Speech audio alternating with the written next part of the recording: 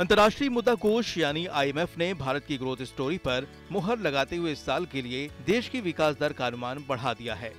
अप्रैल जून के दौरान उम्मीद से ज्यादा खपत होने की वजह से अनुमान में इजाफा किया गया है। IMF ने अपने ताजा अनुमान में भारत की विकास दर का अनुमान बढ़ाकर 6.3% कर दिया है। इसके पहले जुलाई में इंटरनेशनल मॉनेटरी फंड ने 6.1% के ग्रोथ रेट का अनुमान लगाया था। विश्व आर्थिक आउटलुक यानी WEO में IMF ने 2023 के लिए अपने वैश्विक विकास पूर्वानुमान को 3% पर बरकरार रखा है, जबकि 2024 में अनुमान को 0.1% घटाकर 2.9% कर दिया है।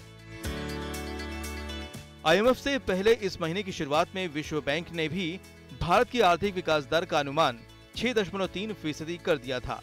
वहीं वित्त मंत्रालय और RBI को भरोसा है कि इस साल भारत की विकास दर 6.5% रहेगी।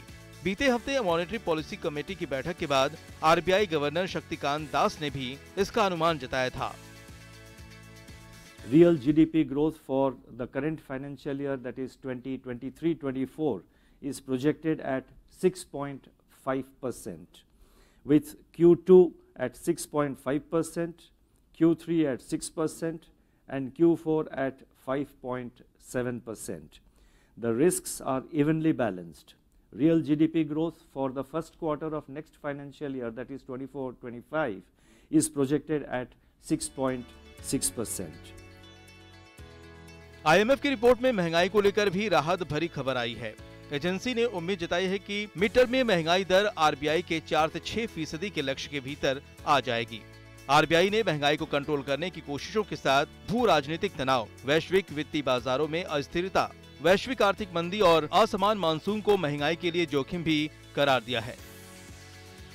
CPI inflation is projected at 5.4% for 23-24, with second quarter, that is Q2 at 6.4%, Q3 at 5.6%, and Q4 at 5.2%.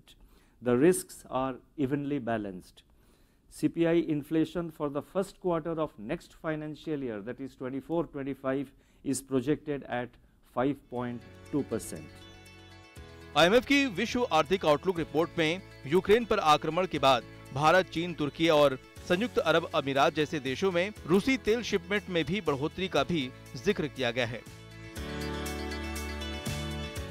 Report में कहा गया है कि अप्रैल-जून 2023 के दौरान भारत के कुल क्रूड आयात में रूस की 35 से 40% हिस्सेदारी रही है, जबकि यूक्रेन युद्ध से पहले रूसी क्रूड का भारत के तेल आयात में 5% से भी कम हिस्सा था। इसके साथ ही भारत की तरफ से खासकर यूरोपियन यूनियन को किए जाने वाले पेट्रोलियम प्रोडक्ट्स के निर्यात में हुई बढ़ोतरी का भी IMF की रिपोर्ट में जिक्र किया गया है।